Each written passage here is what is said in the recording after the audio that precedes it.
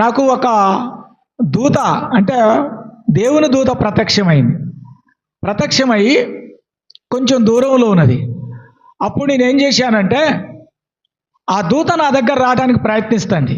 అది ఒక దైవ దర్శనం. నా దగ్గర రావడానికి ప్రయత్నిస్తుంది ఆ దూత.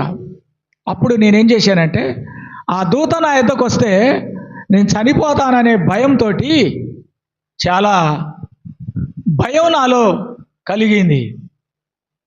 కాబట్టి ఆ దూత నా దగ్గర రావద్దని నేను భయపడుతున్నాను. అలాంటి టైంలో ఆ దేవుని దూత నా దగ్గరకు వచ్చి, నేను ప్రార్థిస్తుండగా నా ప్రార్థనను నా నోటి దగ్గర పెట్టి 2 సార్లు తన పాత్రలో వేసుకొని వెళ్ళిపోయింది.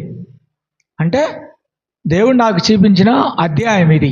ఈ ప్రకటన గ్రంథం దేవదూత ద్వారా తెలియజేయబడిన ఒక అధ్యాయం కాబట్టి